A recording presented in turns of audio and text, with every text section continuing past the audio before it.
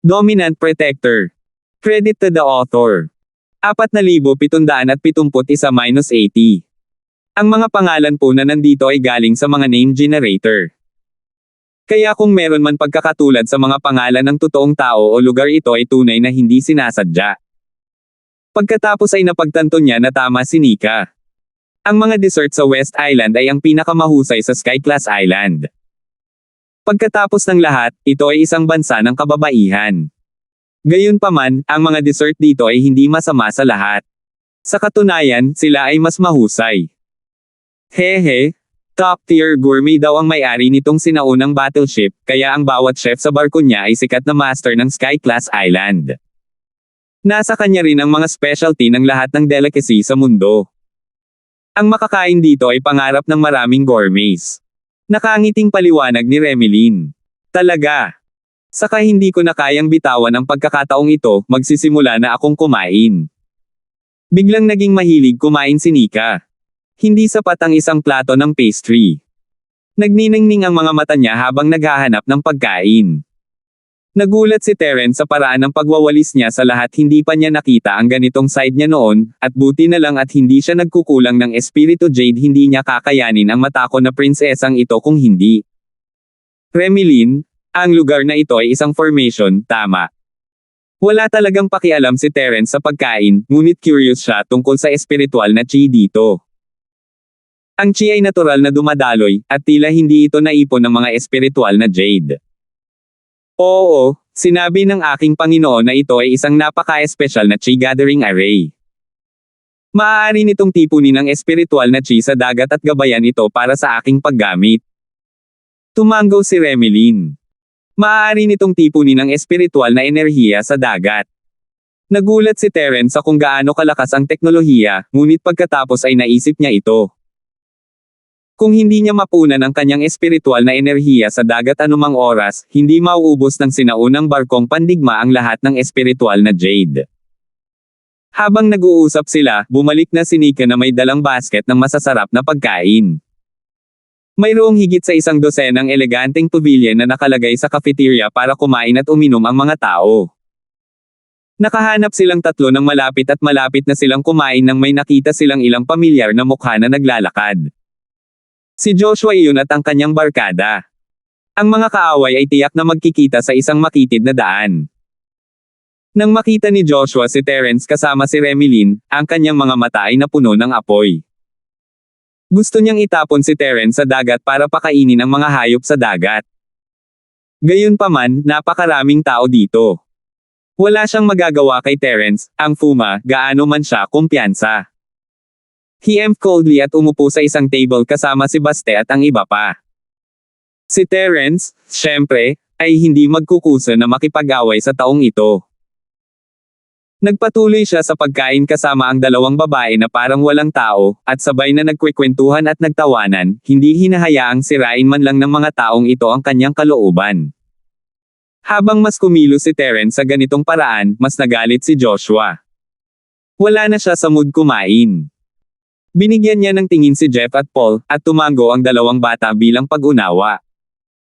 Anak, ang ating kuya Ren ay mapagmahal at bibigyan ka ng huling pagkakataon.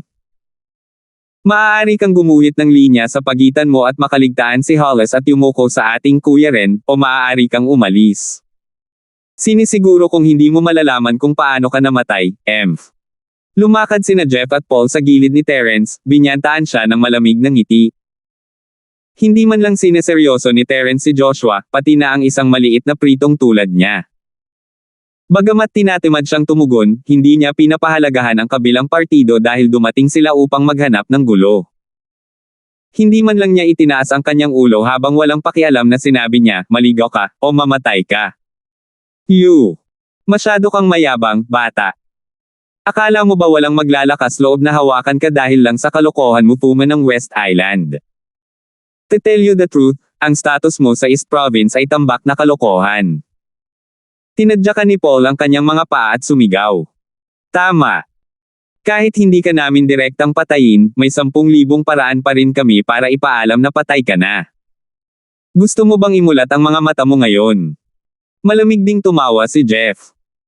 Napagpasyahan na nilang dalawa na gamitin si Terence bilang stepping stone para ipakita ang kanilang katapatan kay Joshua. Kung tutuusin, kinuha ang mga larawan dahil sa lalaking ito. Ito ay isang magandang oras upang maghayganti. Gusto nilang hawakan ng dalawa ang kwelyo ni Terence habang nagsasalita sila. Bagamat hindi sila sapat na malakas, nasa hindi nila kalayuan ang suporta ni Joshua. Hindi sila naniniwala na si Terence ay maglalakas loob na lumaban. Kung gagawin nila, ito ay isang dahilan para kay Joshua upang gawing mahirap ang mga bagay para kay Terence at ang bata ay mamamatay ng mas masamang kamatayan. Hindi man lang kumikibo si Terence, malamig lang ang tingin niya sa dalawa. Naramdaman ng dalawa ang pagpasok ni Chi sa kanilang mga katawan, at nawalan sila ng pakiramdam sa kanilang mga tuhod na parang may namumuong bawang. Lumuhad sila sa harap ni Terence. Oh! Ang bilis niyang umamin sa pagkakamali niya. Ganun na ba ka-hospitable ang lahat ng tao sa academy mo? Namulat talaga ako. Bahagyang ngumiti si Terence, at hindi mapigilan ni Remeline at Nika na ngumiti sa isa't isa. Si Jeff at Paul ay natakot sa kanilang talino, ang kanilang mga puso ay puno ng panghihinayang. Hindi pa nila nakitang pinalipad ni Terence si Scarface na may isang sampal sa panahon ng pagsubok, at ngayong naranasan na nila ito, alam nila na hindi siya isang malambot na persimmon, siya ay isang Diyos ng kamatayan. Anong ginagawa niyong dalawa? Tumayo ka. Hindi napigilan ni Joshua na magalit.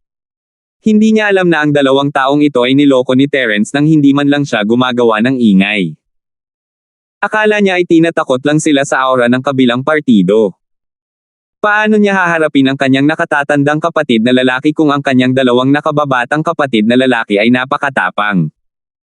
Napaluha sina Jeff at Paul nang marinig nila ito. Kung kaya nilang tumayo, bakit nakaluhod pa sila? Tiningnan nila si Terence nang may takot at kaba bago sila nagngangalit ng kanilang mga ngipin at gumapang pabalik sa gilid ni Joshua. Nauutal sila, Kuya. Kuya Ren, may kakaiba sa batang ito. Talagang pinaglalaroan niya tayo. Ano? Nagulat si Joshua, ngunit hindi siya nagpakita ng anumang takot sa kanyang mukha. Sa halip, pakiramdam niya ay nakahanap na siya ng pagkakataong gumawa ng gulo. Tumayo siya at naglakad patungo kay Terence na may hindi magandang ekspresyon. Hindi siya naniniwala na si Terence ay maglalakas loob na kumilos sa kanya, maliban kung siya ay pagod na sa buhay.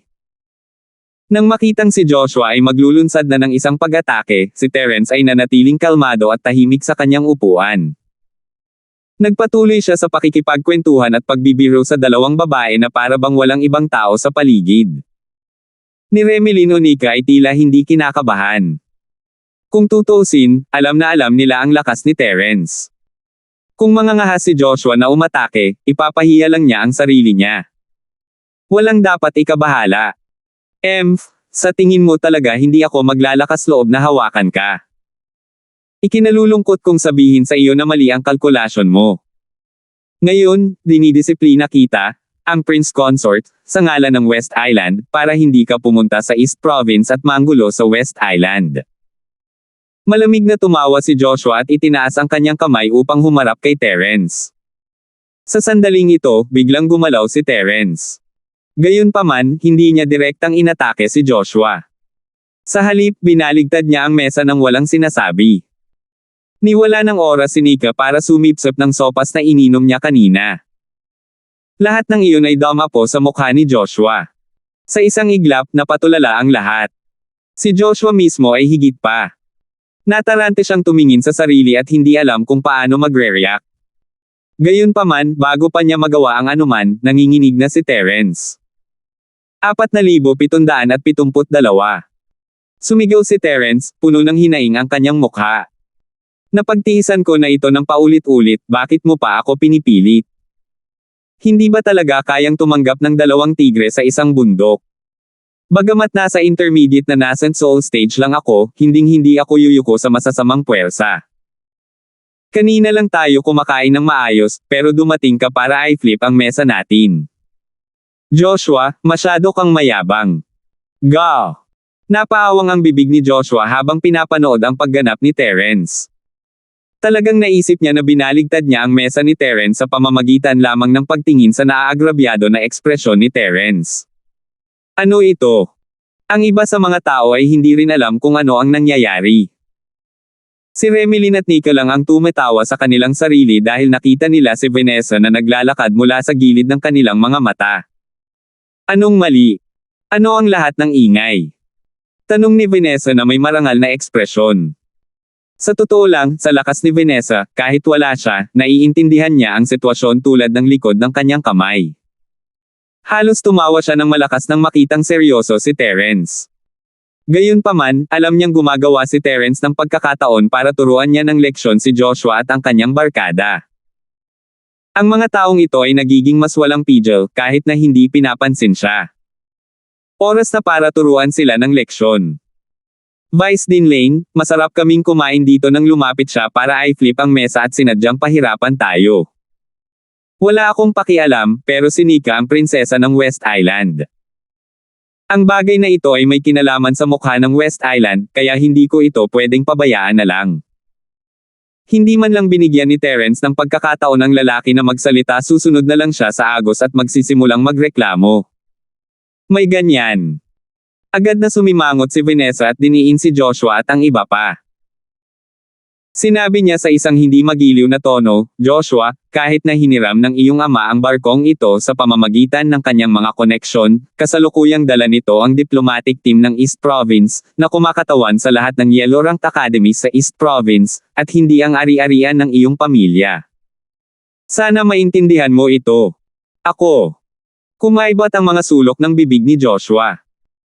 Gusto niyang pabulaanan kaagad, ngunit hindi siya binigyan ng pagkakataon ng kabilang partido na magsalita at pinutol siya bago niya matapos ang kanyang mga salita. Nakakita na ako ng mga matatapang na tao noon, ngunit ito ang unang pagkakataon na nakakita ako ng isang taong napakatapang at hanggal. Talagang naglakas loob kang i-flip ang mesa ni Nika, ano ang ibig mong sabihin? Sinusubukan mo bang gamitin ang pagkakataong ito para maghasik ng di pagkakasundo sa pagitan ng magkakaibigang relasyon ng East Continent at West Island, o kinakatawan mo ba ang pamilya rin at naghahanda na magdeklare ng digmaan sa West Island? Sabi ni Vanessa, malamig na nakatingin sa kanya.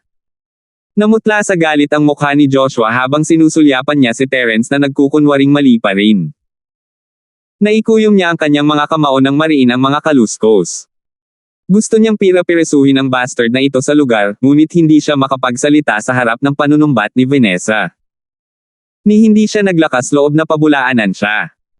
Hindi niya kayang akusahan ng pagsira sa ugnayan ng East at West Islands. Kung tungkol sa pamilyang Ren na nagdedeklare ng digmaan sa West Island, iyon ay mas kalokohan. Kahit na may kapital ang pamilya Ren, para silang mga langgam sa paanan ng isang elepante kung ihahambing sa isang behemoth tulad ng West Island. Hindi sila magka-level. Bakit hindi ka bumalik para humarap sa pader at magmuni-muni? Baka gusto mo talagang gawin ang bagay na to. Malamig na bumantong hininga si Vanessa at nagbabala, tandaan, huwag mo nang ulitin. Kung may susunod pa, huwag mo nang i-alarma ang kanlurang bahagi ng isla. Ako ang unang susunod sa iyo. Kung tutuusin, siya ang big shot ng East Province Academy. Si Joshua, na isang dalubhasa sa malaking bilog ng nascent soul stage, ay mapipigilan lamang ng kanyang aura. Pinipigilan lang niya ang kanyang galit at umalis kasama ang kanyang mga tauhan. Masasabi niyang magkatabi sina Vanessa at Terence. Kapag nagpatuloy siya sa laban, baka mabugbog pa siya. Bago siya umalis, pinandilatan ni Joshua si Terence na may puot sa kanyang mga mata. Hindi pa ito tapos. Tinitingnan ng basang-basa na mukha ni Joshua at ang agrabyado na mukha ni Terence, hindi nakaimik si Remilyn. She laughed, hindi naman masama ang acting skills mo. Hindi ko alam na napakasama mo noon. Masama ba? Ginawa ko lang ang gusto niyang gawin. Pinisil ni Terence ang ilong niya at tumawa. Tara, masasabi kong kanina pa niya ito gustong hampasin, pero ayaw niya sigurong i-flip ang table. Tutal nakaupo naman kaming lahat dito. Kahit gaano pa siya katapang, hindi siya maglalakas loob na i-flip ang table ni Nika. I don't think he's that stupid. Remilyn shook her head. Kung talagang naglakas loob si Joshua na gawin iyon, hindi ko na lang siya pinagalitan at hinayaan. Nagseryoso na sana ako. Tumingin si Vanessa sa inosenteng ekspresyon ni Terence at hindi napigil ang matawa, hindi ko talaga alam na may masamang side ka pala. Lilinisin na sana ni Terence ang kanyang pangalan ng hamarang si Nika, Tita Lane, kapatid na Hollis, huwag magpalinlang sa kanyang hitsura. Maaring maganda ang hitsura niya, ngunit maaaring nagsisinungaling siya. Noong una ko siyang nakilala sa pinakahilagang isla, nadaya na niya ang daan-daang libong espiritual na jade mula sa iba. Oh, talaga.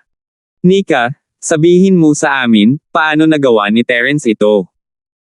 Hindi mo pa sinasabi sa akin ang tungkol sa pinakahilagang isla. Biglang naging interesado si Remilyn at hinayla si Nika sa isa pang mesa. Hindi nakaimik si Terence, lalo na nang makita niyang maging si Vanessa ay interesado. Hindi niya alam kung ano ang sasabihin. Talagang walang kwenta ang chismis, at maging ang mga big shot ng mga akademya ay walang exception. Iniisip niya kung ang Isla Lord of the West Island, Cassandra, ay pareho. Nag-aalab ang apoy ng chismis sa panig ni Joshua. Lalong nagagalit siya habang iniisip iyon. Sino ang nakakaalam kung gaano karaming mga bagay ang kanyang nabasag sa daan? Inakala niyang teritoryo niya ang barko at kaya niyang gawin ang anumang gusto niya. Magagawa niya ang lahat ng gusto niya kay Terence ngunit hindi niya inaasahan na maloloko siya ni Terence at mauuwi sa maduming mukha. Ito ay hindi maganda. Kung hindi tayo mabilis na makakahanap ng paraan para makabawi sa kanya, lalo lang itong magiging mayabang sa batang iyon. Hindi mahalaga sa amin, ngunit Kuya Ren, ikaw ang may problema. Kung hahatakin pa natin ito ng matagal, baka maakit talaga si Remilyn sa batang iyon. Nakakunot ang noo ni Baste habang tinitingnan ang sorry ni Joshua. Nasabi ko na si Remilyn ay isang maliit na puta. Alam niyang siya ang prince consort ng Western Island, ngunit walang hiya pa rin itong lalapit sa kanya. Kung mangyari iyon, Kuya Ren, wala kang pagkakataon. Kaya mo bang tiisin ito? Nagdagdag ng panggatong si Judy sa apoy. Kalokohan, syempre hindi ko kaya. Kinagat ni Joshua ang kanyang mga ngipin sa galit. Gayunpaman, nang maisip niya ang babala ni Vanessa ngayon, nakaramdam siya ng kaunting pag-aalinlangan. Walang magawa niyang sinabi, ngunit si Vanessa, ang matandang hag na iyon, ay halatang pinuprotektahan siya. Kung gagawin natin ito ng hayagan, baka talagang samantalahin niya ang pagkakataong mag-flip out. Walang mahuhulaan ang kahihinatnan. Bagamat babae si Vanessa, umasa siya sa sarili niyang lakas para umakyat sa ranggo. Ang kanyang estilo ng paggawa ng mga bagay ay kadalasang mas malupit kaysa sa mga lalaki. Ang iba ay hindi maglalakas loob na gumawa ng anuman kay Joshua at sa iba pa, ngunit kung si Vanessa iyon, mahirap sabihin. 4,773. Kuya Ren, kung hindi natin ito kayang gawin ng lantaran, magagawa natin ito ng palihim. Hindi ba pwedeng mag-isip na lang tayo ng paraan para maibalik ito? Maingat na sumingit si Jeff. Kapwa siya at si Paul ay nasugatan ng mga tuhod ni Terence, at hindi pa rin sila makatayo. Gumapang lang sila sa kanilang mga kamay, at kung may dala silang mangkok, manghihingi sila ng pagkain. Kinasusuklaman nila si Terence hanggang sa buto. Tama na. Tikim tayo ng sarili niyang gamot. Pahihirapan natin siya sa katahimikan. Sumang-ayon si Paul. Patikim ng sarili niyang gamot. May naiisip ka bang paraan para mabayaran ako? Sumulyap si Joshua sa kanilang dalawa at kumunat ang noo. Hindi maaantala ang bagay na ito. Kung makarating kami sa East Province, hindi namin alam kung saang paaralan papasukan ng batang iyon at si Nika. Sa oras na iyon, huli na ang lahat para harapin siya. Kailangan nating kumilos bago siya bumaba. Nagkatinginan sina Jeff at Paul nang may pagkadismaya. Madaling pag-usapan ito, ngunit hindi ito isang bagay na maiisip sa maikling panahon. Hindi ba puro salita lang? Sa aking palagay, hindi naman talaga mahirap ang usaping ito. Kapatid na Ren, nakalimutan mo na ba na ang mga alagad ng East Province ay kailangang magtrabaho sa barko ng palaipat-lipat, at maging ang iilan sa atin ay hindi exception. Bagamat ang batang iyon ay may titulong Prince Consort ng West Island, tiyak na hindi siya makakagawa ng exception. Kung tutusin, mag-aaral siya sa East Province Academy, kaya natural na dapat niyang sundin ang mga panuntunan ng East Province natin. Sabi ni Baste habang kinurot ang kanyang baba. Tama. Hanggat nagtatrabaho siya sa mga shift, magkakaroon tayo ng pagkakataon na i-frame siya at hayaan siyang matikman kung ano ang pakiramdam ng hindi maipagtanggol ang kanyang sarili. Tuwang-tuwang pinalakpakan ni Joshua ang kanyang mga kamay. So Kuya Ren, nakaisip ka na ba ng gagawin? Tanong ni Baste na may labis na interes. Tama. Maghintay ka na lang ng magandang palabas. This time, pipilitin ko talagang patayin itong Fuma ng West Island, hehe. Bumungad sa mga mata ni Joshua ang layuning pumatay. Bagamat hindi siya nang ahas na gawin ito ng lantaran dahil sa takot ni Vanessa, hanggat hindi maipagtanggol ni Terence ang kanyang sarili, kahit si Vanessa ay hindi siya mapoprotektahan. Kinabukasan, tulad ng inaasahan ni Joshua at ng iba pa, ang lahat ng mga disipulo sa East Province, kabilang sina Terence at Nika, ay itinalaga sa mga shift. Ang gawain ni Nika ay linisin ang deck kasama si Remilyn at ang iba pa, habang si Terence ay itinalaga sa kantin upang ilagay ang lahat ng uri ng masasarap na pagkain sa Celestial Stone Jade Pool. Ito ay isang simpleng gawain, walang anumang espesyal tungkol sa kung saan inilalagay ang pagkain, hanggat ito ay abot kamay. Hindi ito mahirap o matrabaho, at natapos ni Terence ang trabaho sa maikling panahon. Oras na ng tanghalian, at ang mga alagad ng East Province ay dumating sa cafeteria sa mga grupo ng 3 hanggang 5. Natural, kasama pa rin ni Terence sina Remilyn, Nika, at ang iba pa.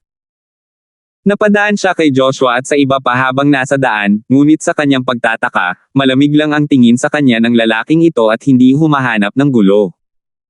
Natakot ba talaga siya sa mga salita ni Vanessa? Gayunpaman, ano ang ibig sabihin ng masasamang ngiti sa kanyang mukha?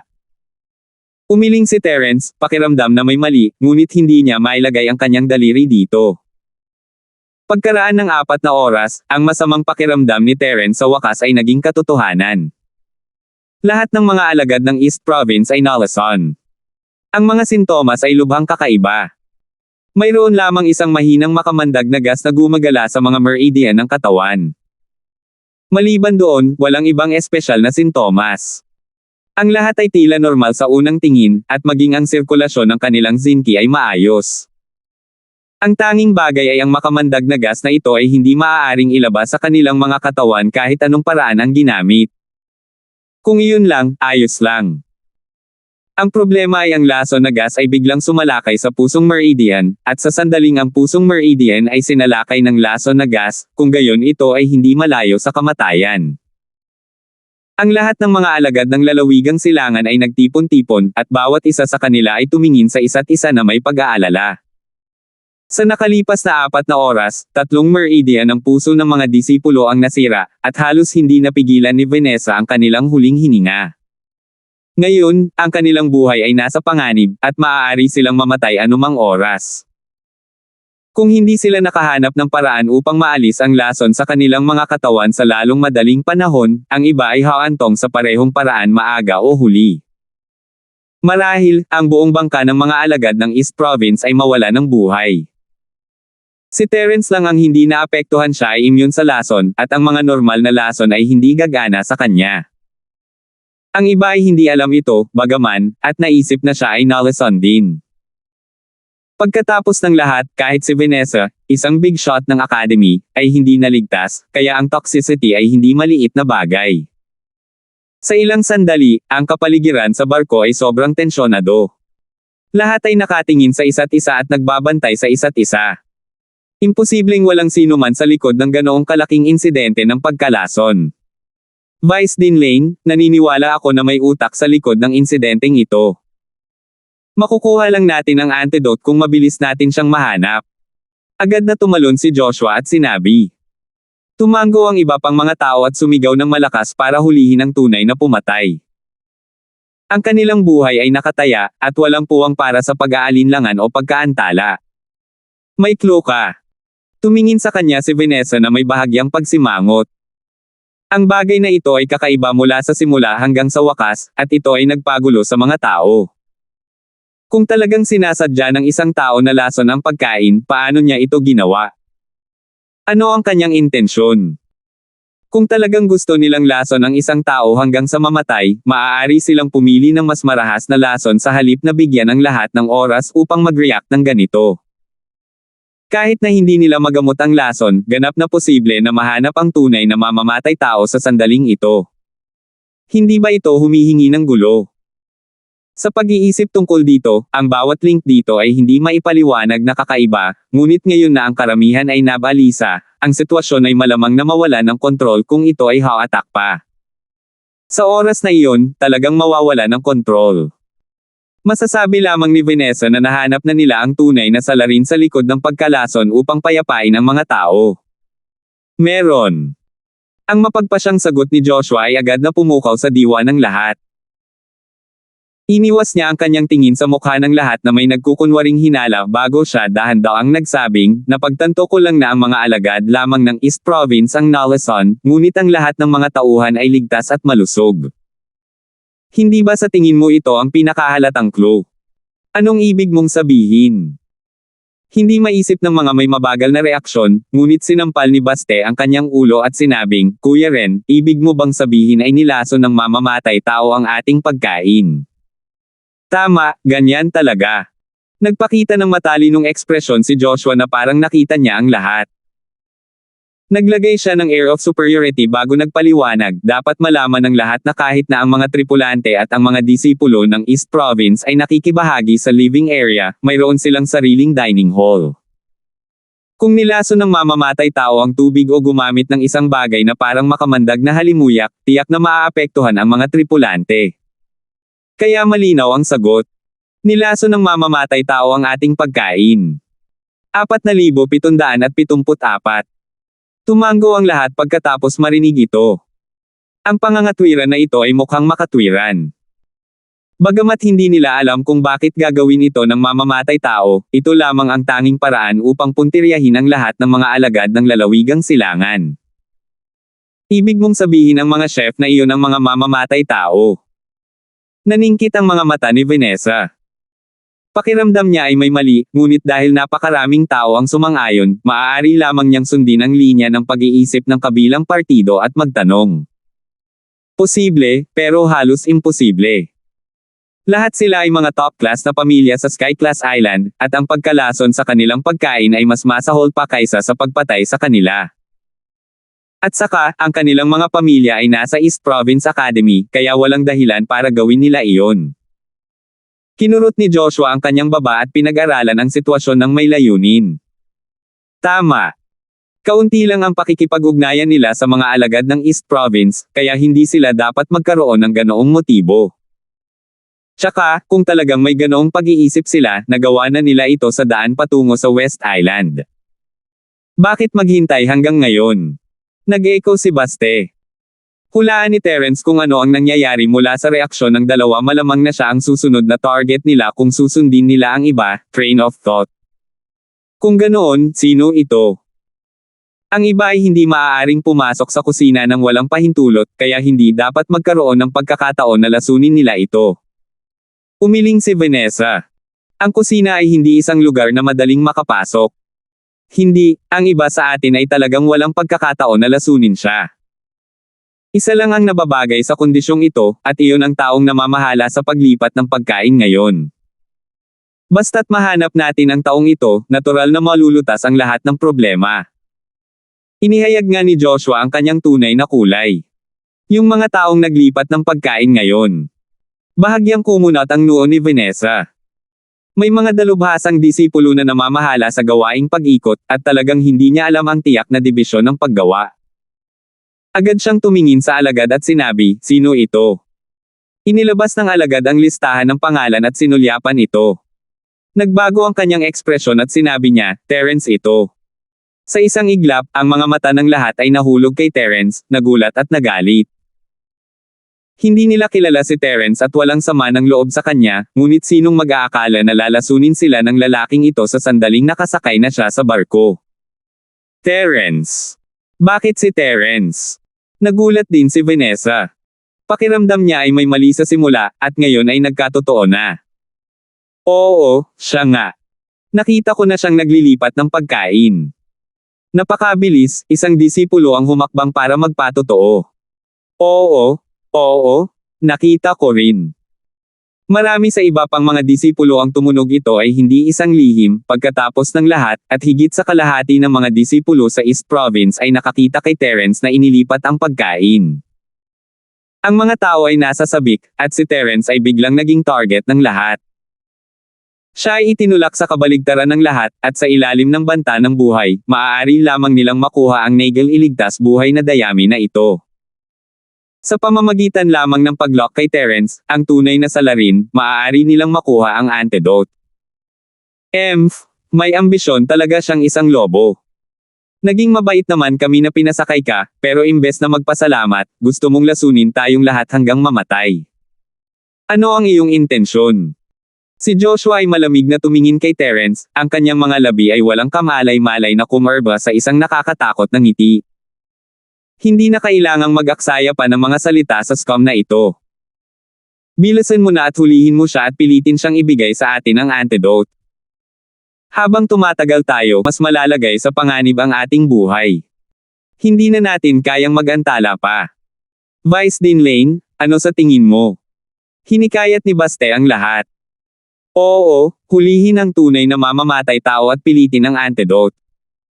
Gaya ng inaasahan, ang lahat ay nababalisa. Ang sino mang nakatuklas ng isang time bomb-like poisonous gas na lumalangoy sa kanilang katawan ay mahihirapang panatilihin ang kanilang rasyonalidad. Well, hindi napigilan ni Vanessa ang pakiramdam na parang nakasakay siya sa isang tigre at hindi napigilan. Siyempre, hindi siya naniniwala na si Terence ang lumason sa kanya, ngunit ang sitwasyon ay wala sa kontrol. Kung hindi siya gumawa ng isang bagay, mahirap sabihin kung ano ang susunod na mangyayari. Vice Dean Lane, hindi mo pa iniisip na pagtakpan siya sa puntong ito, hindi ba? Ikaw ang pinuno ng diplomatikong grupo ng ating East Province. Talaga bang balak mong baliwalain ang buhay ng napakaraming tao at patibayin ang iyong puso na makihalubilo sa ganitong uri ng hamak na may malalobo na ambisyon? Ngumisi si Joshua. Hindi lang si Terence ang gumawa ng kalokohan sa kanya kahapon, ang matandang babae ay kasabwat din, kaya syempre pahihirapan niya ito, kailangan niyang gawin ito kay Terence mismo. Pinandilatan siya ni Vanessa, ngunit hindi niya ito direktang mapabulaanan. Kung hindi, sisubog talaga ang mga alagad ng East Province. Sa isang tiyak na lawak, siya ay inagaw sa pamamagitan ng kalooban ng publiko. Kahit na ilabas niya ang lahat ng uri ng pagdududa, iisipin lamang ng mga tao na pinagtatakpan niya si Terence, at madaragdagan ang kanilang kawalang kasiyahan. Tahan na. Sa sandaling ito, humakbang si Remelin at malamig na tumingin kay Joshua. Sinabi mo na si Terence ang may kasalanan, ngunit ano ang kanyang motibo? Wala siyang sama ng loob sa atin, bakit niya tayo lalasunin? Tama, si Terence ang prinsipe consort ng kanlurang bahagi ng Isla Pino. Frame mo siya ng walang anumang ebidensya, sa tingin mo ba ay pushover ang kanlurang bahagi ng isla? Sabay na umatake si Nika. Hindi man siya masyadong makapangyarihan, nandoon ang katayuan niya. Bata pa lang siya ay naiimpluwensyahan na siya ni Cassandra, kaya talagang may aura siyang superior. Nang marinig ito ng lahat ay agad silang napaatras. Hindi sila bobo. Si Vanessa ay maaaring makakita ng maraming kaina-hinalang punto sa bagay na ito, at gayon din sila. Ang dahilan kung bakit tuwang-tuwa ang karamihan ay para makatipid ng oras.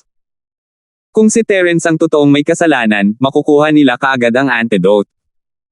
Kung hindi nila magagawa, inaakusahan lang nila si Terence. Kailangan na lang nilang lumipat sa susunod na sospek. Kung namatay man si Terence o hindi, hindi ito mahalaga sa kanila. Gayunpaman, ngayong pinahihirapan sila ni Remelin at Nika, hindi na sila nang ahas na maging kakaiba. Kung nagkamali sila kay Terence, kailangan nilang bayaran ang halaga. Muling ibinaling ng lahat ang atensyon kay Joshua. Simple lang naman ang motibo. Di ba sabi mo binaligtad ko yung table niya kahapon? Kung gayon dapat ay may sama ng loob siya sa puso nito. Mas mahina siya kaysa sa akin, kaya maaari lang niyang gamitin ang mga kasuklam-suklam na trick tulad ng pagkalason sa akin. Ano pa bang sasabihin mo? Sagot ni Joshua na may malamig na ngiti. Nakakatawa. Gusto man talagang maghiganti ni Terence, kailangan ka lang niyang lasunin. Bakit kailangan niyang lasunin ang lahat? Hindi ba't humihingi lang siya ng gulo? Tanong ni Remelin. Tama, ang ating Terence ay hindi kasing tanga ng ilang tao, gumagamit ng ganoong mababang antas ng panlilinlang ng walang anumang kasanayan. Ngumisi si Nika. Hindi naman siya tanga, pero malakas ang hangad niyang maghiganti. Nang baligtarin ko ang mesa niya kahapon, walang ibang tumulong, kaya napagdesisyonan niyang magsama ng sama ng loob sa akin. Paano natin mauunawaan ng mga normal na tao ang mga iniisip ng isang masasamang kontrabida? Hindi nagmamadaling sagot ni Joshua, puno ng pagmamalaki ang kanyang mga mata. 4,775. Hindi mo ba ako set up? Pinatay na kita. Mahigit sa kalahati ng mga alagad ng East Province sa barkong ito ay aking mga tao, kaya natural na sila ay kakampi. Kahit na magbigay ka ng maling patoto, maaari pa rin kitang pilitin na mamatay. Ikaw ay hindi makatwiran. Namula sa galit ang mga mukha ni Remilyn at Nika, ngunit si Terence lang ang kalmado at kalmado pa rin. Hindi mo mahuhusgahan ang isang libro sa pabalat nito. Sister Remilyn at Miss Nigel, pinapayuhan kita na layuan ang kasuklam-suklam na lalaking ito. Kung hindi mo na malalaman kung kailan kanya papatayin. Baka ibenta ka pa niya at tulungan siyang magbilang ng mga spiritual jades. Ngumisi si Joshua. Vice Dean Lane? Dahil marami ka nang nasabi, hindi na nararapat na ipagpatuloy mo pa ang paglabas ng mga bagay-bagay. Di ba desidido ka na talagang protektahan ang batang ito? Sinamantala ni Baste ang pagkakataon na pilitin ang issue. Malinaw na pinag-usapan nila ito ni Joshua noon pa man. Ang isa sa kanila ay may pananagutan sa pag-target kay Terence, habang ang isa ay hindi bibigyan ng pagkakataong mag-react si Vanessa. Gagawin nila pareho. Tama. Hindi mahalaga kung ang brat na ito ang tunay na may kasalanan sa likod ng pagkalason, kailangan lang natin siyang mahuli at gumamit ng soul-searching technique sa kanya. Vice Dean Lane, sa tingin mo ba ay hindi gaanong mahalaga ang buhay ng napakarami sa atin kaysa sa brat na ito? Sabay-sabay na nag-echo ang iba. Natarante sina Remilyn at Nika. Ang mga diskarte sa paghahanap ng kaluluwa ay maaaring magdulot ng hindi na mababawi na pinsala sa espiritu ng isang tao. Kahit na ang isa ay nasa nascent soul stage, ang isang soul-searching technique ay maaaring makapinsala sa kanyang espiritu at maaaring tumagal ng ilang dekada bago mabawi. Ang mga taong ito ay halatang sinusubukang sirain si Terence. Si Vanessa ay nahuli sa isang dilema. Ang mga taong ito ay naudyukan nina Joshua at Baste. Kahit na sa kanyang autoridad, mahirap sugpuin sila. Ang bagay na ito ay talagang nakakalito. Sa sandaling ito, sa wakas ay tumayo si Terence at tumingin kay Joshua na may kalmadong ekspresyon, sigurado ka na ako ang lamason sa iyo. Maliban sa ang iyong isip ay napuno ng mga ligaw na kaisipan, mayroon ka bang anumang matibay na ebidensya? Naaalala ko na bago sumakay sa barko, kailangan nating suriin ang mga nilalaman ng barko, ngunit ngayon ay may napakalaking pagkalason. Gusto kong itanong, paano nakatakas ang napakaraming lason sa paunawa ng kelp? Ang kanyang mga salita ay hindi nakapagsalita sa lahat. Kinailangang lason ang lason, ngunit isang insulto sa katalinuhan ng lahat na sabihin na napakaraming lason ang maaaring ilabas ng basta-basta. Ito ay isang nangungunang sinaunang barkong pandigma. Ang sinumang sumakay sa barko ay hindi lamang kailangang siyasatin ng mga tripulante, kundi pati na rin sa pamamagitan ng isang espesyal na hanay ng inspeksyon. Imposibleng magtago sa ilalim ng mahigpit na seguridad. Maaring maitago mo ito sa iba, ngunit hindi mo ito maitatago sa akin. Si Joshua, sa kabilang banda, ay tumingin kay Terence na may malamig na ngiti at sinabing, hindi mo pa alam, di ba? Ang aking ama ay hindi lamang isang 7th realm alchemist, ngunit isa ring sikat na top-notch medicine master sa East Province. Sa kasamaang palad, kaunti lang ang natutunan ko sa kanya. Tumaas ang isang kilay ni Terence. Sa normal na mga pangyayari, talagang mahirap magdala ng lason. Gayunpaman, pinag-aralan ko ng mabuti ang mga sintomas ng lahat at nalaman kong tumutugma ito sa kakaibang lason sa alamat. Ang lason na ito ay tinatawag na heart-piercing anemone. May kumpiyansa na sabi ni Joshua. Si anemone na nakakatusok sa puso. Ito ba ay isang makamandag na nilalang mula sa dagat? Nagulat si Vanessa. Oo. Itong heart-piercing sea anemone na ito ay karaniwan na sa dagat, ngunit bihira ang mga tao na pumunta sa dagat, kaya wala silang masyadong alam tungkol dito. Iilan lamang ang mga medicinal books na nakatala nito, at nagkataon na nakita ko ito sa pag-aaral ng aking ama. Si Joshua ay ngumiti ng may pagmamalaki at tumingin kay Terence, sa makatuwid, hindi mo na kailangang dalhin ang lason. Kailangan mo lang makahuli ng nakakatusok sa puso na si anemone, gilangin ito upang maging pulbos at ilagay ito sa pagkain. Matutunaw ito sa tubig. Bukod pa rito, ito ay walang kulay at walang amoy, kaya walang makakahanap nito. Parang lohikal na pagbabawas ito, ngunit karaniwang inilalantad niya ang kanyang ginawa sa harap ng lahat, naglalagay lang ng sombrero sa ulo ni Terence. Ang nakakatusok sa pusong si anemone ang kanyang kakaibang pamamaraan. Kung hindi siya mismo ang nagsabi, hindi marami ang makakaalam ng lason na ito. Pagkatapos ng lahat, ang dagat ay teritoryo ng mga hayop sa dagat.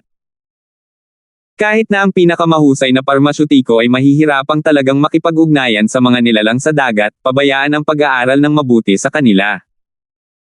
Matapos makinig sa kwento, natauhan ang lahat at tumingin kay Joshua ng may paghanga. Para kay Terence, ang kanyang pagkakakilanlan bilang tunay na mamamatay tao ay nakumpirma. Siya lang ang nagkaroon ng pagkakataon at kondisyon para lasunin si Joshua. Kahit na ano, siya ang unang sospek. Hindi yan nagpapatunay na si Terence ang naglason dito. Ang dami mong alam tungkol dito, who knows kung ikaw ang nakahuli ng heart-piercing anemone para i-frame si Terence. Walang pag-aalinlangan na sumagot si Nika. Tama. Ikaw lang ang nagsabi niyan sa simula pa lang. Hindi natin alam ang nakakatusok sa pusong si anemone, at ikaw lang ang nakakaalam nito.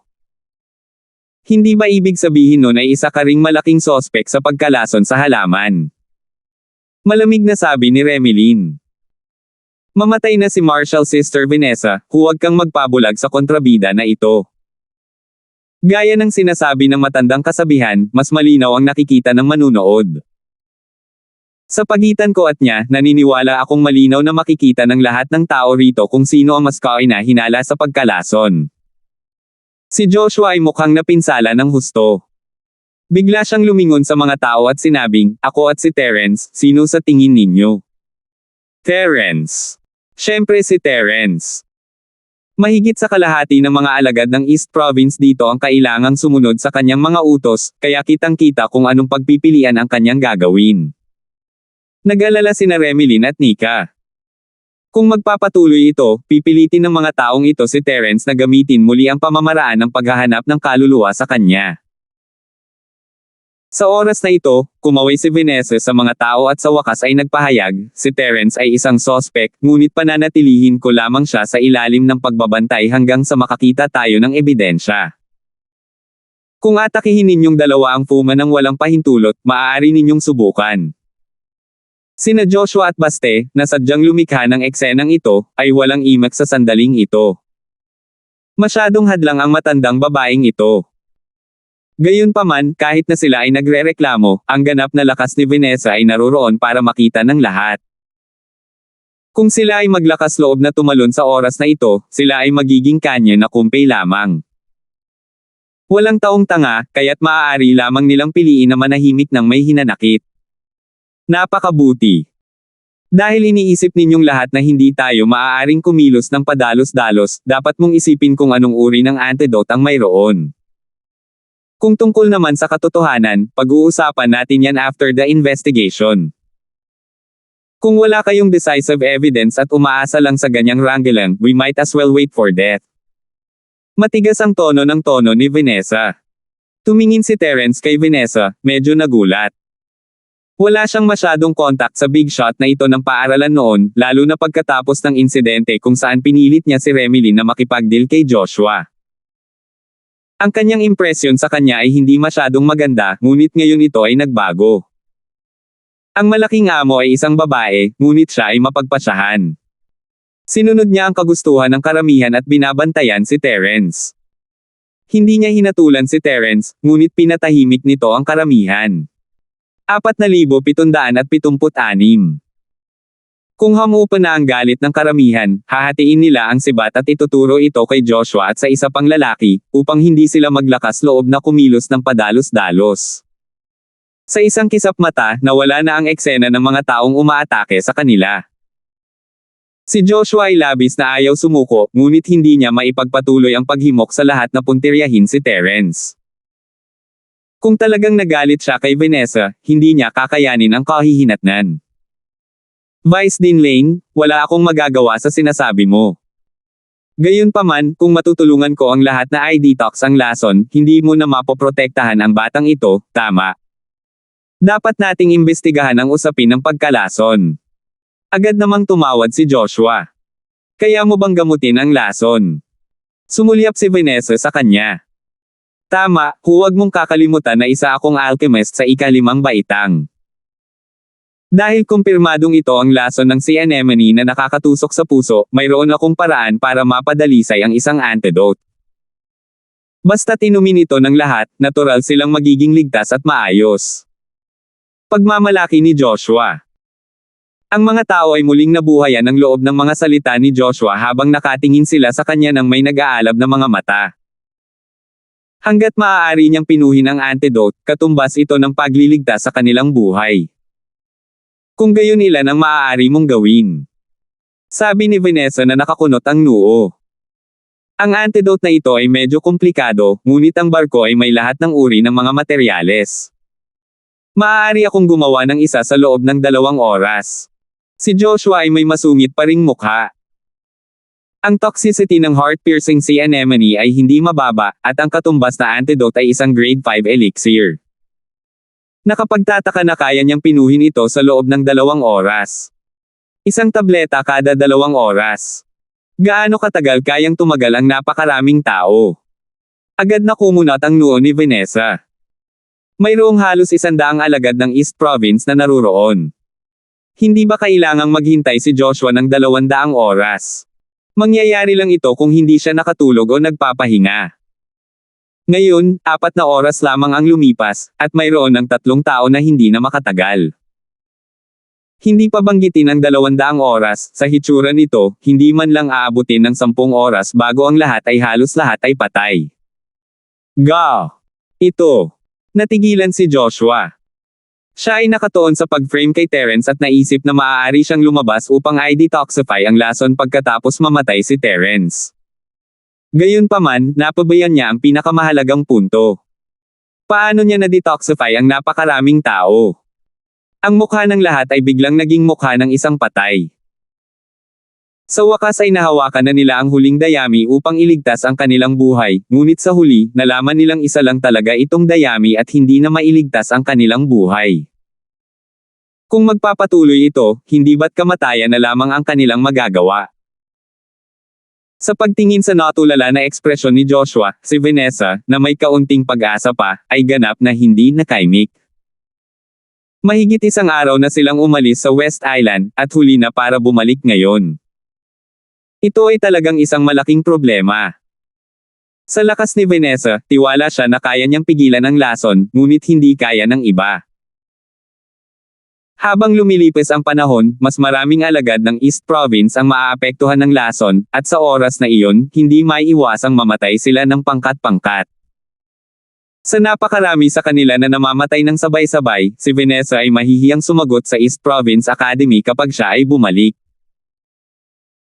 Sa sobrang bahid ng kanyang pangalan, hinding-hindi na siya pagkakatiwalaan ng anumang mahahalagang gawain sa hinaharap. Sunod-sunod na bumantong hininga ang karamihan.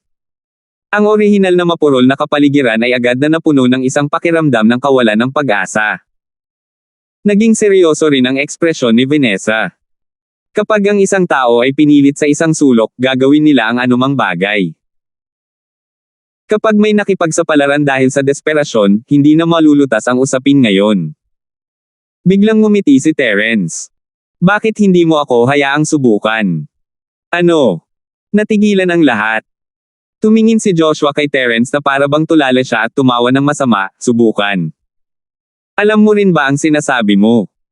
Ang aking detox pill ay isang ika-5 ranggo na tableta, ano ang iyong gagamitin upang subukan ito?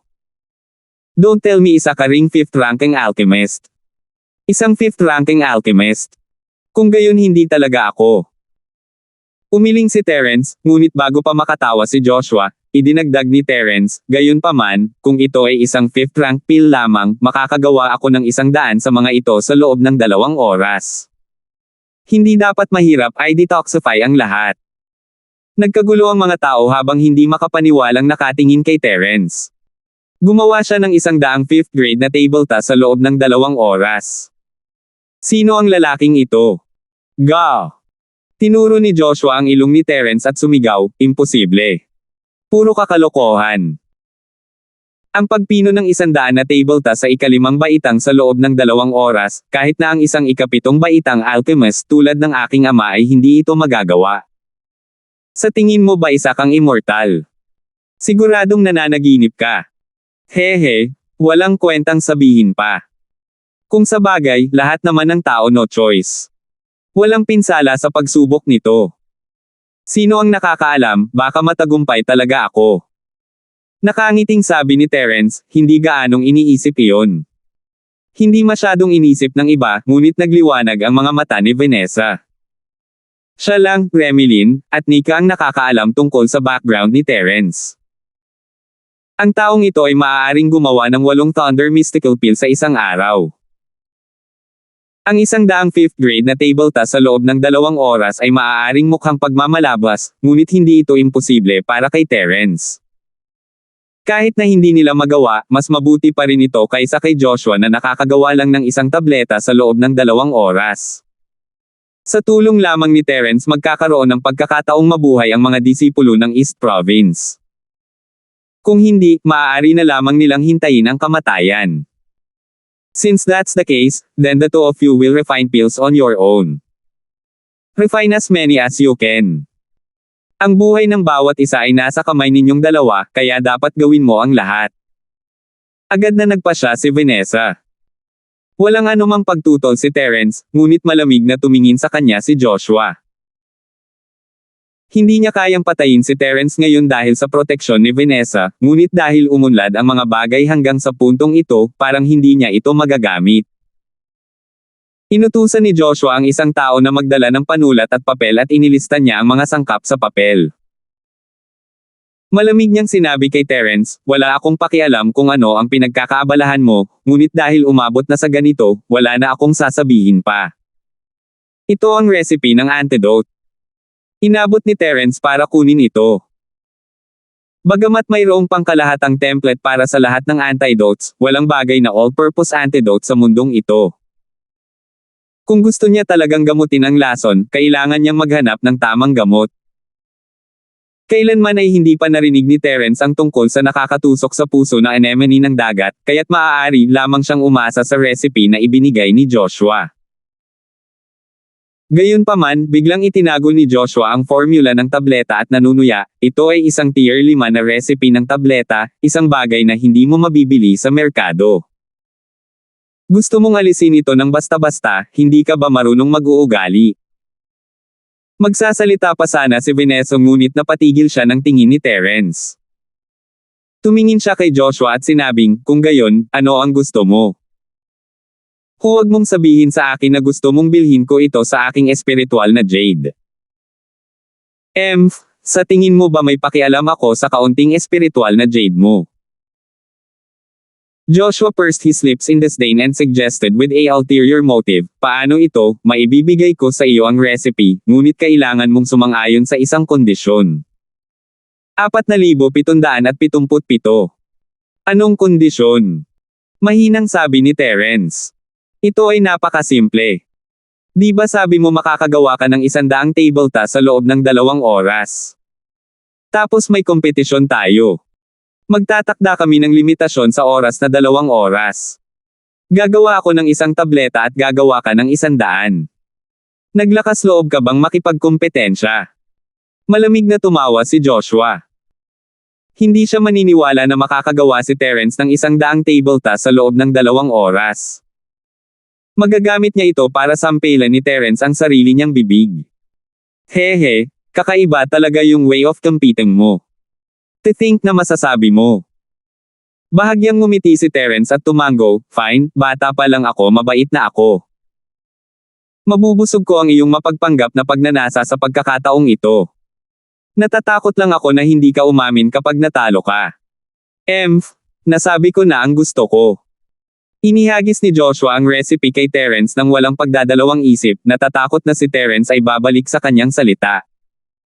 Kahit anong tingin niya dito, nakalagay na sa bato ang resulta. Mga tanga ang hindi umaamin sa utang. Nagkatinginan ang iba, ngunit si Remilyn at Nika ay tila hindi nag-aalala. Nakita nila si Terence na nagpino ng mga table tas gamit ang kanilang sariling mga mata, at mas may tiwala sila kaysa kay Terence mismo. Sige, tulungan natin ang isa't isa na ihanda ang mga sangkap para sa Terence at Joshua na magsimula ng kanilang sariling hurno. Sa utos ni Vanessa, isang grupo ng mga alagad ng East Province ang kusang nagsimulang tumulong sa kanilang dalawa. Ang bagay na ito ay may kinalaman sa kanilang buhay, kaya lahat ay nais na maging masigasig at mahusay na gumanap sa oras na ito. Kung hindi, paano kung wala silang sapat na antidote na table tas sa huli at naiwan? Pagkatapos bumalik sa kanyang silid at maihatid ang mga sangkap, isinara ni Terence ang pinto at nagsimulang gumawa ng elixir. Ito ang kanyang unang pagkakataon na gumawa ng antidote na tulad nito, ngunit ang isang elixir lamang sa ikalimang baitang ay hindi mahirap para kay Terence ngayon. Higit pa rito, ang siyang medicinal cauldron ay na-upgrade ni Jenny. Ang pagpino ng mga table tas sa ikalimang baitang ay isang piraso ng cake, lalo na ngayon na maaari itong magamit upang pinuhin ang malalaking halaga ng mga tableta. Noong nakaraan, maaari lamang itong mag-imbak ng 10 hanay ng mga sangkap sa isang pagkakataon, ngunit ngayon ay maaari na itong mag-imbak ng 30 hanay sa isang pagkakataon. Kinakabahang naghihintay ang lahat. Wala pang 2 oras, walang gumagalaw sa gilid ni Joshua, ngunit naitulak na ni Terence ang pinto at umalis. Paano na? Mabilis na lumapit sa kanya si Vanessa. Medyo kinabahan siya nang maisip niya ang taya sa pagitan ni Terence at Joshua. Hindi na siya dapat nag-alinlangan ngayon lang at dapat ay direktang i-reject ang taya.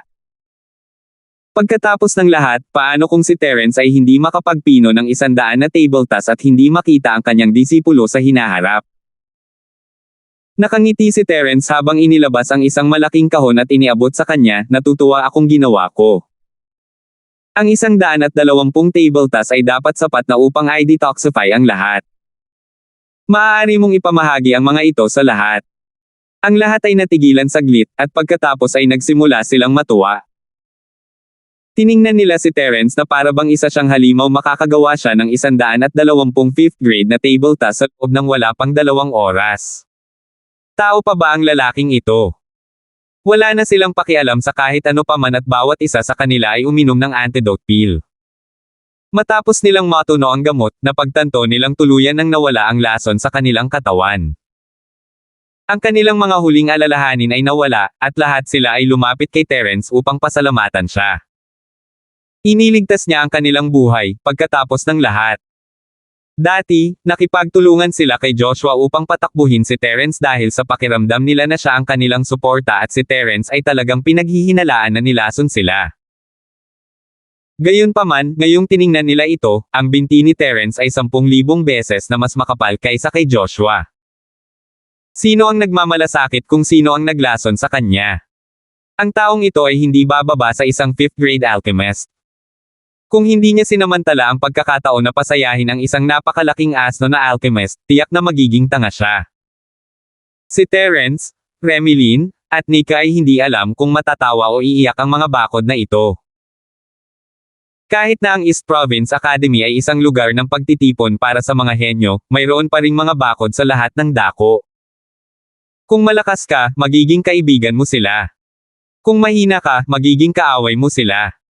Ang mahihina lamang ang makakaunawa sa hirap ng buhay. Gayunpaman, ito ay mabuti rin. Hindi bababa sa ito ay mas mahusay kaysa sa lahat ng sumusuporta kay Joshua. Hindi magiging kasing dali para kay Joshua na magpahangin ng apoy at gawin silang target si Terence. Siyempre, hindi lahat ay isang bakod-seater mga tao tulad ni Baste at Judy, sa kabilang banda, ay may talagang kawili-wiling mga ekspresyon sa kanilang mga mukha. Pakiramdam nila ay kumain sila ng langaw pagkatapos uminom ng detox pill ni Terence, masama ang pakiramdam ngunit kinailangan itong lunukan. Matapos hintayin na ma-detox ang lahat, itinulak ni Joshua ang pinto at lumabas na duguan ang mga mata. Nakita niya si Terence sa karamihan at biglang tumibok ang kanyang puso. Gayunpaman, nang makita niyang walang laman ang mga kamay ni Terence, agad niyang itinaas ang kanyang ulo.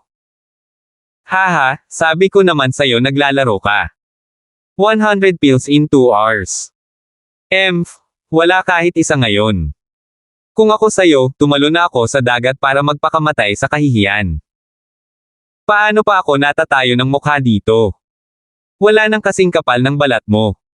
Sinamantala ni Joshua ang pagkakataon para kutsain siya. Oh, kamusta ka na?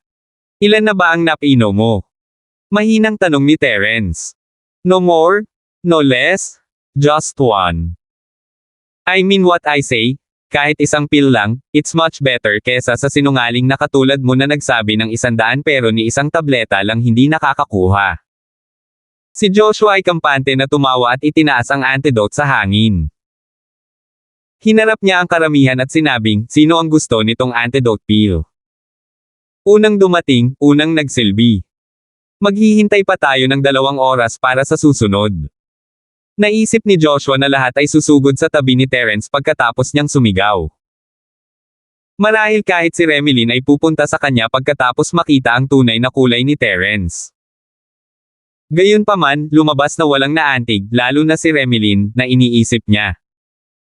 Sa sandaling ito lang biglang naramdaman ni Joshua na may mali.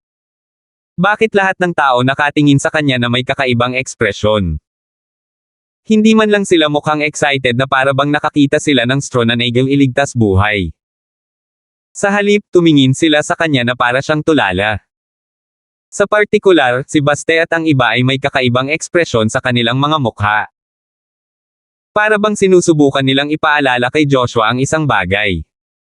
Gayunpaman, hindi maintindihan ni Joshua kung ano ang sinusubukan nilang sabihin. Hindi maiwasan ni Joshua na makaramdam ng kaunting pagkawala. Ano ang nangyayari? Marshall Sister Remilyn, ito muna ang ibibigay ko sa'yo. I think you understand my intentions, right? Bagamat bumulong-bulong si Joshua sa kanyang puso, nakatitig pa rin siya sa isang infatuated na tingin habang naglalakad sa gitna ng karamihan.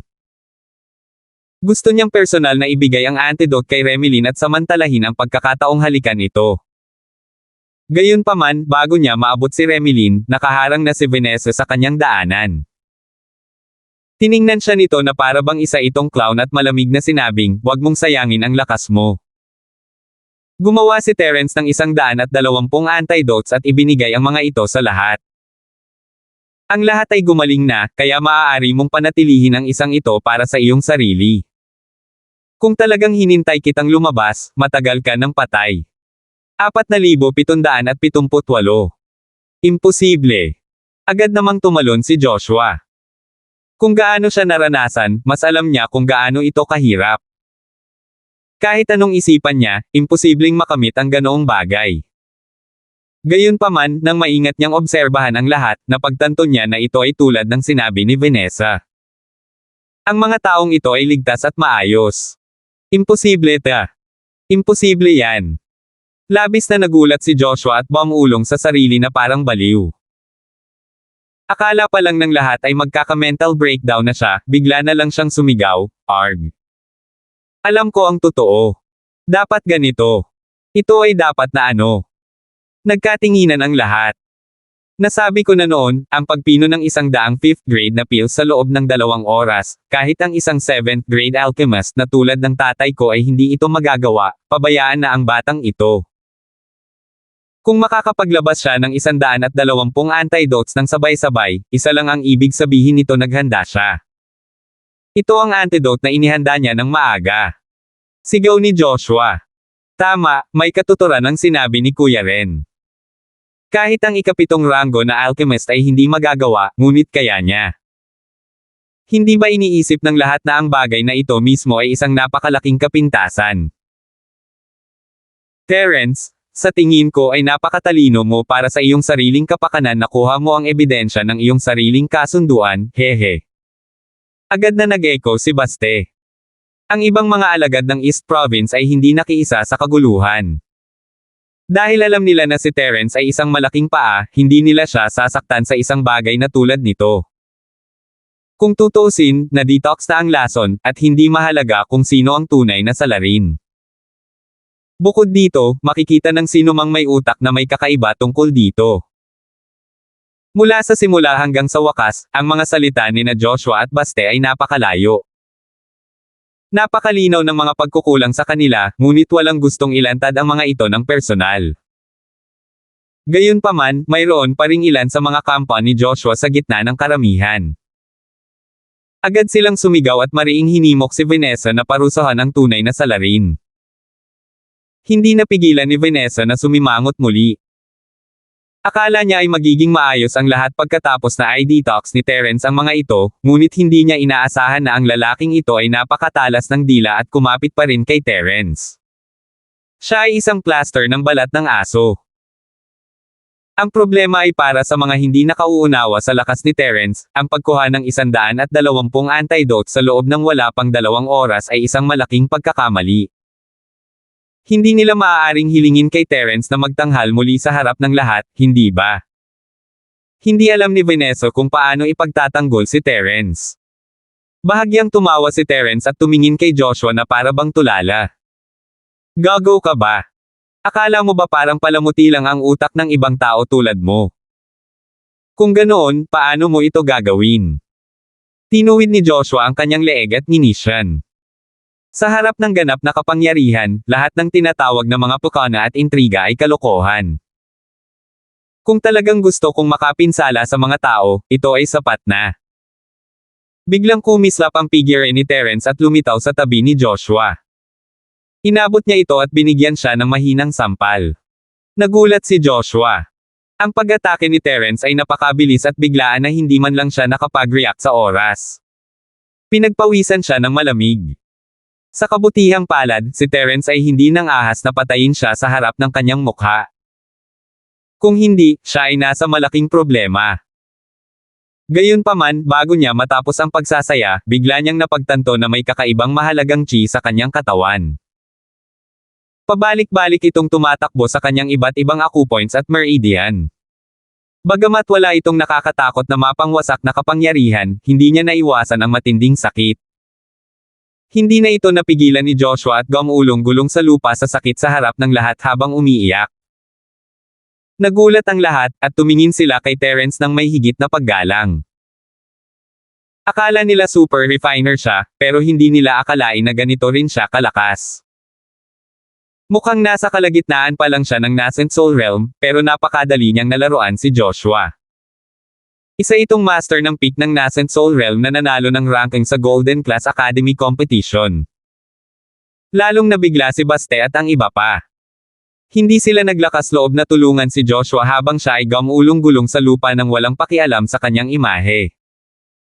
Sa halip, umatras sila at hindi nang ahas na lumapit kay Terence. Napakasimple lang. Wala akong sama ng loob sa ibang tao sa barkong ito. Gustuhin man kitang patayin, papatayin na lang kita. Hindi na kailangang dumaan sa napakaraming problema para lason ang lahat. Mahinang sabi ni Terence. Anong ginawa mo sa akin? Napasigaw si Joshua sa sakit at tumingin kay Terence sa takot. Nakatingin lang siya sa mga tao sa paligid niya para humingi ng tulong. Kung magpapatuloy ang pananakit, magkakaroon siya ng mental breakdown kahit na hindi siya nakaranas ng fatal injury. Gayunpaman, walang nang ahas na humakbang papalapit sa kanya. Wala silang kakayahang iligtas siya. Ang tanging taong makapagliligtas sa kanya, maliban kay Terence mismo, ay malamang na si Vanessa, ang malaking boss ng paaralan. Nakakalungkot na si Vanessa ay puno ng pagkamuhi sa kanya ngayon. Hanggat hindi siya pumatay ng sinuman, hindi niya ito pipigilan. Sa kabaligtaran, napakasaya niya. Lalong naging mapangahas ang lalaking ito. Dapat siyang magdusa ng kaunti upang matutunan ang kanyang aralin. Pareho kayong medicine master at alchemist, kailangan mo bang humingi sa akin ng ganoong kaliit na bagay? Umiling si Terence at tumawa. Nagkibit-balikat siya habang nakatingin kay Joshua na gumulong-gulong sa lupa, hindi ba ang iyong ama ay isang ikapitong ranggo na alchemist? Bumalik ka at hilingin sa kanya na tulungan ka. Hindi siya mamamatay kahit sandali. Dahil napakagaling ng tatay mo, dapat may paraan siya. Ikaw. Agad na nagalit si Joshua. Hindi siya naging cool sa pagkakataong ito, at sa halip ay pinatay niya ang sarili. Maaari sana niyang ibaba ang kanyang pagmamataas at humingi ng tulong kay Vanessa, ngunit pagkatapos ng mga salita ni Terence, hindi niya ito masabi. Kahit gaano kasakit iyon ay natitiis lang niya. Nang makitang namumutla ang mukha ni Joshua sa sakit at mukhang malapit na siyang mamatay, nag-alala si Vanessa at tumingin kay Terence. Kung tutuusin, kung talagang namatay si Joshua, malaking problema ito. Hindi lamang siya maparusahan, ngunit si Terence ay magiging pantirya ng pambabatikos. Hindi dapat maliitin ang kapangyarihan ng pamilya Ren. Binigyan siya ni Terence ng nakakapanatag na tingin, nagpadala lang siya ng stream ng hindi nakakapinsalang 5 elemento na pumatay kay Chi, at hindi ito magdudulot ng anumang nakamamatay na pinsala. Siyempre, sa mga katangian ng 5 elementong pumapatay kay Chi, napakasakit na magkaroon ng ganoong bagay na tumatakbo sa katawan, hindi ito matatanggap ng mga normal na tao. Iniisip pa ba ninyong lahat na ako ang naglason sa inyo? Tiningnan ni Terence ang ekspresyon ng lahat at nagpatuloy, una sa lahat, ako ang namamahala sa paglipat ng pagkain. Totoo iyon, ngunit dahil lahat ay nalasan ng nakakatusok sa pusong anemone ng dagat, hindi pa ako nagkaroon ng misyon na pumunta sa dagat noon. Paano ko ito nakilala? Ang iba naman ay tumango ng may pag-iisip. 4,779. Dahil sa pagkakabuo ng sinaunang barkong pandigma, ang anumang hayop sa dagat na may kaunting lakas at katalinuhan ay tatakas sa malayo, kaya walang panganib sa pagpunta sa dagat. Kasama sa gawain ng pagpapalitan sa trabaho ang pagpunta sa dagat upang mangisda.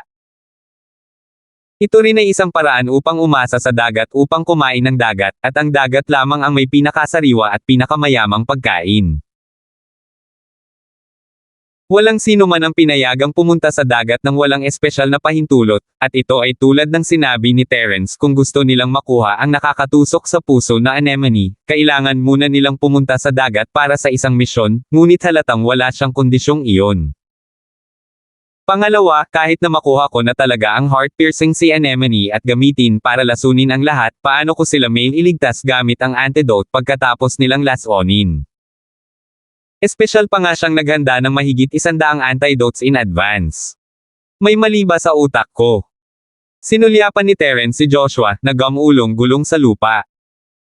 Gusto mo lang mamatay si Junior Sister Vanessa para isipin na mas malakas ka sa akin.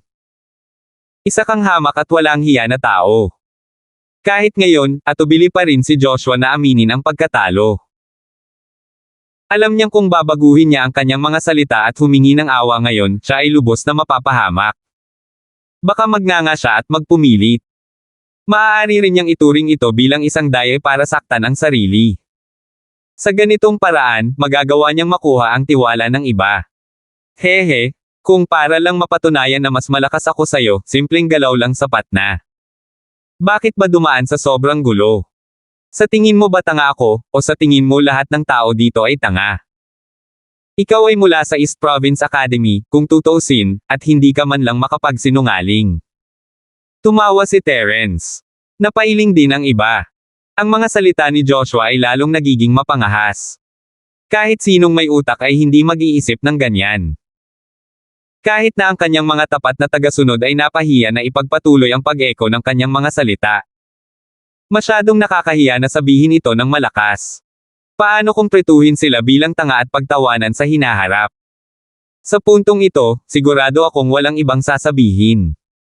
Hindi lang si Terence ang tunay na may kasalanan, siya ang tagapagligtas mo. May sasabihin ka ba? Agad na sabi ni Vanessa. Siyempre, walang nang ahas na mag-stand out. Para naman kay Joshua, na gumulong-gulong sa lupa, mayroon pa rin siyang puso na makipagtalo pabalik.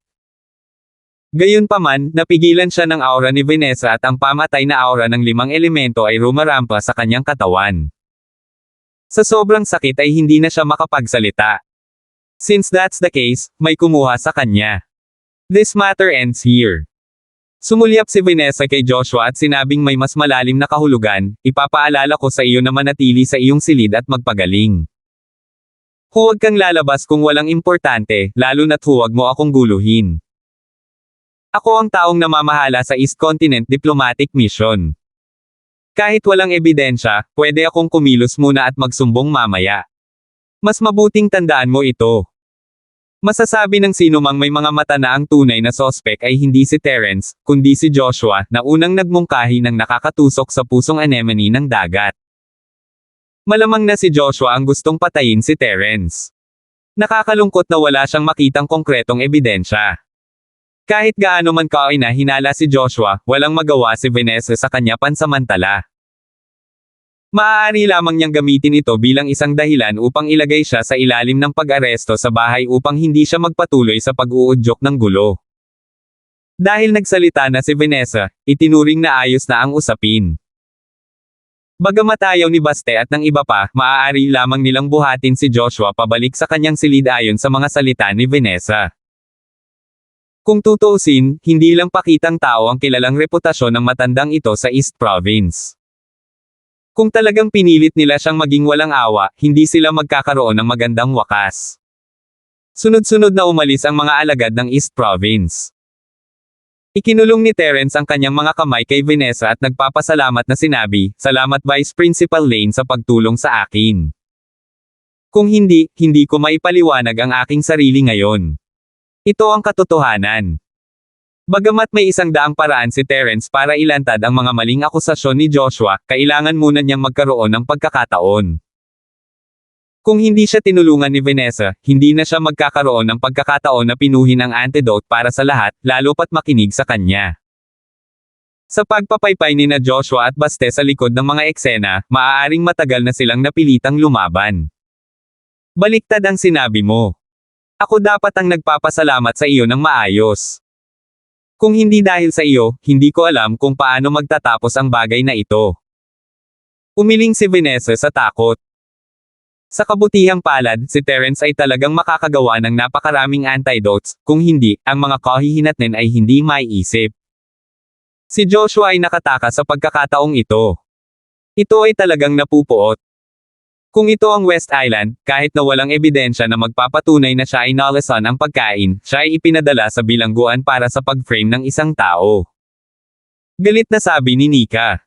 Tama. Obvious naman na si Joshua ang may gawa nito. Master, pakakawalan ba talaga natin siya? Medyo nalungkot din si Remelin.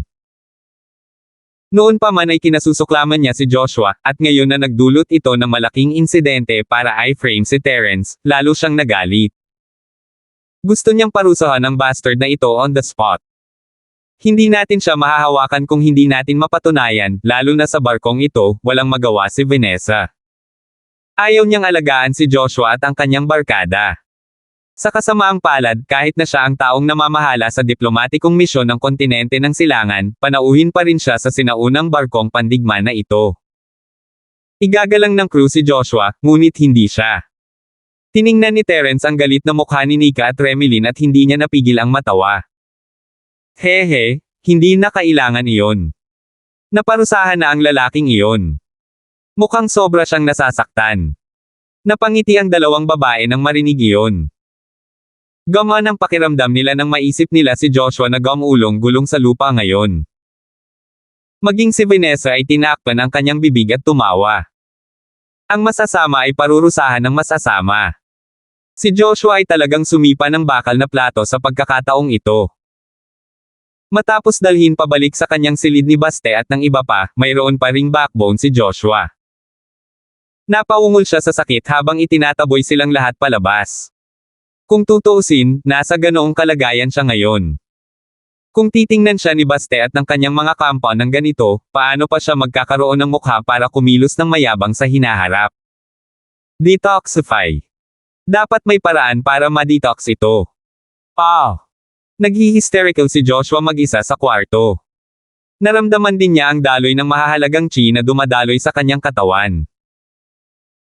Hindi niya naisip na ito ay isang bihirang lason tulad ng nakakatusok sa puso na anemone ng dagat. Siya ay isang apothecary at isang alchemist, at may dala pa siyang high-grade na detoxification pill. Walang bihirang lason ang maaaring magdulot ng problema sa kanya, tiyak na hindi. Ininom ni Joshua ang antidote pill ng walang pag-aalinlangan. Kasabay nito, kinagat niya ang kanyang mga ngipin at tiniis ang matinding sakit habang pinapaikot ang kanyang mental cultivation method para matuno ang mahahalagang chi. Lumipas ang 2 oras, pagkatapos ay 2, at pinahirapan siya hanggang hating gabi. Noon lang tuluyang nasira si Joshua dahil lahat ng ginawa niya ay walang kwenta. Ang makamulto, kakaibang totoong chi ay hindi matuno sa lahat. Ito ay simpleng hindi maipaliwanag. Hindi lamang ito kasing ailap ng nakakalason na gas ng sea anemone na tumatagos sa puso, ngunit kahit na mahuli ito ng isang tao kapag nagkataon, hindi ito malulusaw. Sa pangkalahatan, hindi mahalaga kung ito ay makamandag na gas o totoong chi, kapag ito ay matagumpay na mailak, palaging may paraan upang malutas ito ng paunti-unti gamit ang sariling pamamaraan ng paglilinang ng isip. Ang pagkakaiba lang ay ang bilis. 4,780. Gayunpaman, napagtanto ni Joshua na ang sentido komon na ito ay hindi nakapakipakinabang. Ito ay dahil ang tunay na enerhiya sa kanyang katawan ay kakaiba na ito ay hindi makatwiran. Isang sandali ito ay metal, ang susunod ay kahoy, at pagkaraan ng ilang sandali ay naging tubig. Nang sa wakas ay nagpasya na siyang magsimulang magpino, bigla itong naging apoy. Walang pattern ito sa lahat, paano niya ito malulutas? Malapit nang mabaliw si Joshua.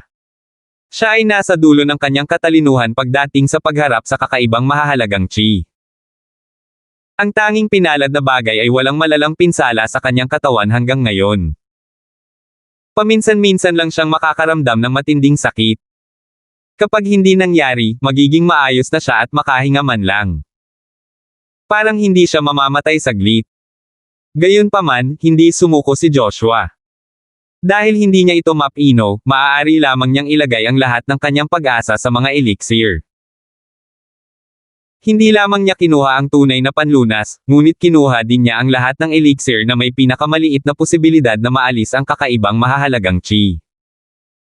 Hindi man ito tuluyang matuno, mabuti sana kung mababawasan lang ng kaunti ang sakit. Sa sino mang may sentido komon, ang mga aksyon ni Joshua ay pinaglalaroan lamang ang kanyang buhay. Ang mga kahihinatnan ng random na pag-inom ng mga table tas ay kadalasang mas miserable kaysa sa pagkalason.